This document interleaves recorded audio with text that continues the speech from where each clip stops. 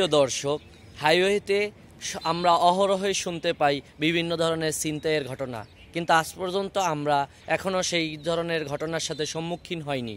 কিন্তু বিগত কিছুদিন আগে আমরা কুয়াকাটা যাওয়ার সময় এই ছিনতাই এক চক্রের সাথে সম্মুখীন হই এবং আমাদের সাথে কি ঘটেছিল তা দেখতে ভিডিও লাস্ট পর্যন্ত থাকুন এবং ধৈর্য ধরে দেখতে থাকুন আমাদের ভিডিওটি। ভালো লাগলে লাইক, কমেন্ট, শেয়ার করে আমাদের পাশে থাকুন। আসসালামু আলাইকুম। আমরা ঠিক রাত ৮টার দিকে কুয়াকাটার উদ্দেশ্যে রওনা হই এবং চলতে থাকি পটুয়াখালী কুয়াকাটা হাইওয়ে ধরে। আমরা রাতের মনোমুগ্ধকর পরিবেশ দেখতে দেখতে কুয়াকাটার দিকে আগাতে থাকি এবং এরই সাথে আমরা রাতের বিভিন্ন ধরনের ভিউ উপভোগ করতে থাকি এবং পায়রা বন্দর এর কাছাকাছি এসে একটু বিনোদন নেওয়ার চেষ্টা করি।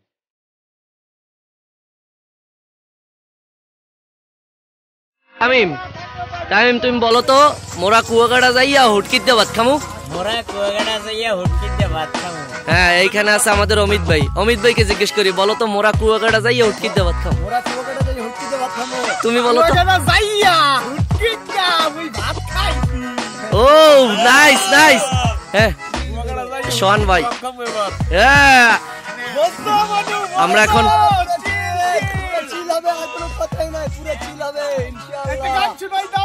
আমরা পায়রা বন্দর গেট থেকে একটু চিল করে তারপরে আমাদের আবার রাইড শুরু করি এবং কুয়াকাটা কলাপাড়া ব্রিজের সামনে থেকে এই রোমহর্ষক কাহিনীর শিকার হই এবং তারপর আল্লাহর অশেষ রহমতে আমরা বাইকটিকে না থামিয়ে একদম সুস্থ সাবলীলভাবে আমাদের হোটেলে এসে পৌঁছাই। আমাদের হোটেলটি খুবই মনোমুগ্ধকর পরিবেশে অবস্থিত এবং প্রাইসও বেশ রিজনেবল।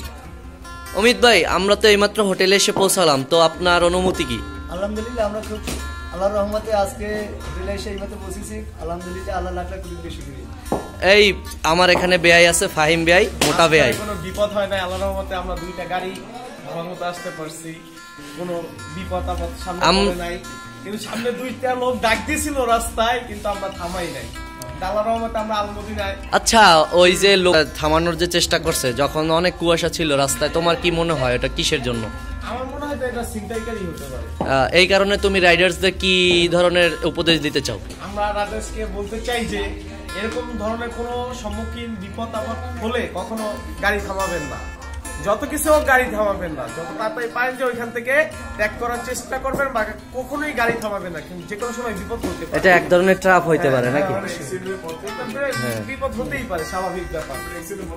আমাদের এই বেয়ার ভাষ্য হচ্ছে যে কেউ অ্যাক্সিডেন্ট করতে পারে, কিন্তু আমরা ওই জায়গায় দেখছি যে একেবারেই শুনশান, এতটা শুনশান এরিয়া যেখানে অ্যাক্সিডেন্টের আমরা কোনো চিহ্নই পাই নাই, কিন্তু তারা আমাদেরকে অ্যাগ্রেসিভলি ডাকছিল।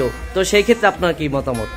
সেক্ষেত্রে মতামত হচ্ছে যে যদি কোনো সমস্যা হয় তাহলে আগে থেকে টুরিস্ট পুলিশের নাম্বার রাখা উচিত, ওদেরকে ফোন দিয়ে ইনফর্ম করা উচিত, আর তাছাড়া ওই জায়গায় চেকপোস্ট করানো উচিত। আর যদি কোনো সমস্যা থাকে ওটা যাচাই বাছাই করা উচিত। আর এবার আমরা গোয়ার আসছি, এবার অনেক চিল হবে, অনেক মজা হবে।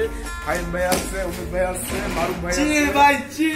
চিল রে মামা, চিল চিল রে মামা, চিল। আল্লাহ আমাদের খুব ভালোভাবে পৌঁছে গেছে আলমদিন হোটেলে। কুয়াকাটাতে আছি আমরা বর্তমানে, এখন আলমদিন হোটেলে।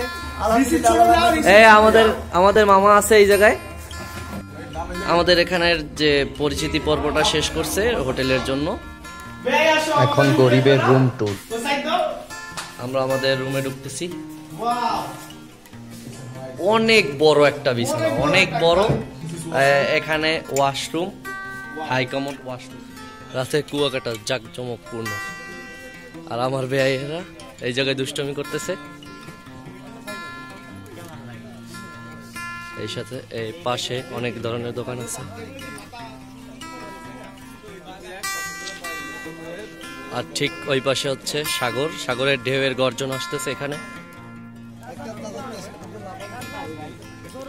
এখানে দেখতে পাচ্ছি টুনা মাছ, কোরাল মাছ, স্কুইড আছে, কাঁকড়া আছে, অক্টোপাস আছে। এখানে অনেক বড় বড় অক্টোপাস, কোরাল মাছ আছে।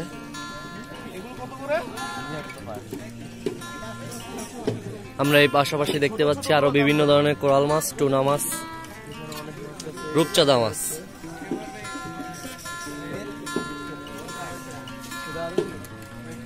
অমিত ভাই দামাদামি করতেছে। আর এরই সাথে আমাদের সাথে দেখা হয়ে যায় কিছু পর্যটকদের সাথে, যারা ফানুস উড়াচ্ছিল এবং চারিপাশে উৎসুক জনতার ভিড়, এবং আমরাও উৎসুক জনতার মতন ফানুস উড়ানো উপভোগ করতে থাকি এবং আপনাদের জন্য একটু ছোট্ট বিনোদন দেওয়ার চেষ্টা করি। এবং এরই ফাঁকে দেখতে পাচ্ছি আমরা আকাশে ফানুস উড়ে যাচ্ছে, মনের আবেগ এবং আমার মনের নীলিমার যত রং নিয়ে আকাশে ছুটে যাচ্ছে। এরই সাথে আমরা রাত্রের ভ্রমণ কমপ্লিট করি।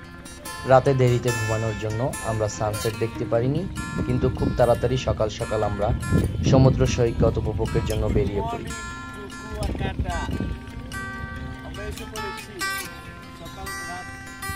কুয়াকাটার মনোরম দৃশ্য দেখলে মনে হয় নিজেকে হারিয়ে ফেলি প্রকৃতির মাঝে, কিন্তু কি করার, আমি তো আর কখনো পাখির মতো ডানা মেলে আকাশে উঠতে পারবো না, তাই প্রকৃতির মাঝে আমার নিজেকে বিলিয়েও দিতে পারবো না।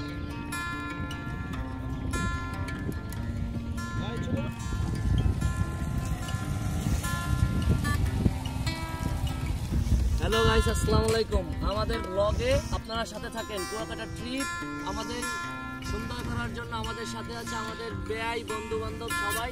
আপনারাও আমাদের পাশে থাকেন এবং অশেষ অশেষ ভালোবাসা ও প্রীতি শুভেচ্ছা সকলের জন্য।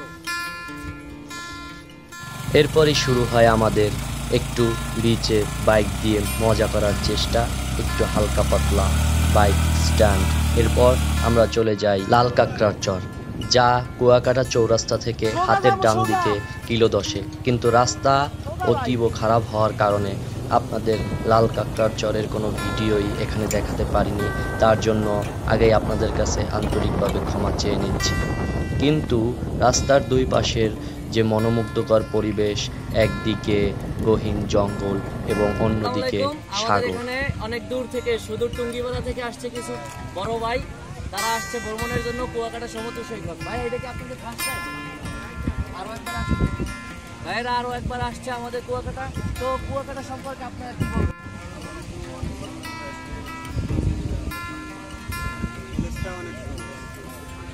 গাইস, তারা আসলে আসছে বাইক রাইডিং করে। তো বাইক রাইডিং এর এক্সপিরিয়েন্সটা কেমন আপনাদের? কোনো ধরনের হ্যাসেল হয়েছে কিনা?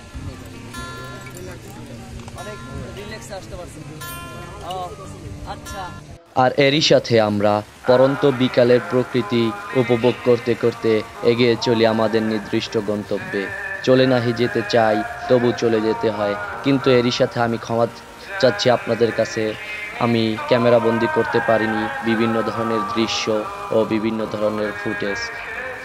তারপরও এখন আপনারা গান উপভোগ করতে করতে আমাদের ব্লগের শেষে সবাইকে জানাচ্ছি আসসালামু আলাইকুম ওয়া রাহমাতুল্লাহি ওয়া বারাকাতুহু।